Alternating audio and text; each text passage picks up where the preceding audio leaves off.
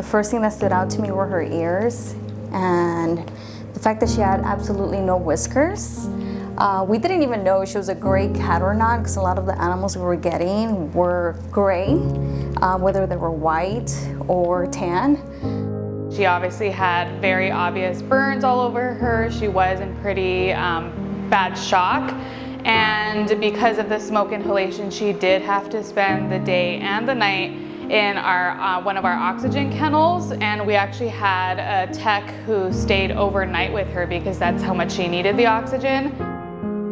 The first few weeks she was getting bandaged every single day. We were applying antibiotic ointments, and we went through a lot of Manuka honey for her, so she was getting honey bandages pretty much every day. Even when we would treat her, she always had a good personality, very sweet all the time. We actually kind of hesitated to go to her kennel sometimes, because as soon as she saw someone approaching her kennel, she would try her best to get up. And we didn't want to really pet her because she had severe burns all over her body. So we would just reach out our hand and she would actually head bump us.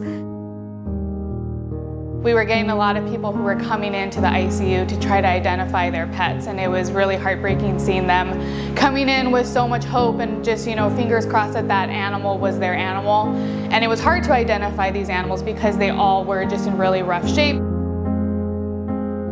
Skinny Minnie had been with us for a few weeks. Lots of folks thought they might be hers, but unfortunately not. Until one day, a couple came in and they had an inkling that she might be their cat, an outdoor community cat that they're feeding for quite some time.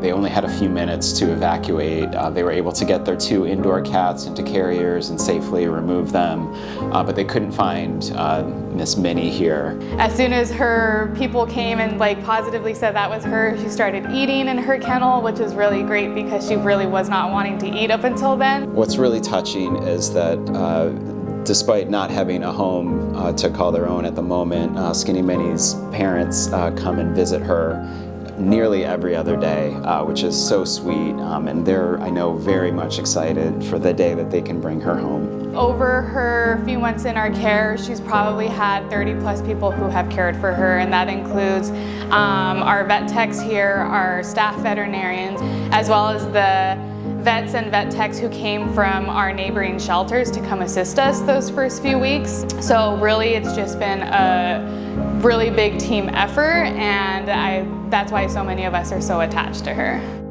Look at her whiskers. She didn't have any whiskers when she came in. I'm happy for her. She deserves to go home now. Where she belongs. Oh, she's just purring the whole time. So Skinny Minnie will be going home very, very soon. We're all really excited for that day. Just to kind of have the ending to this really, what could have been a very tragic story, but turned out to be a story of resilience and survival.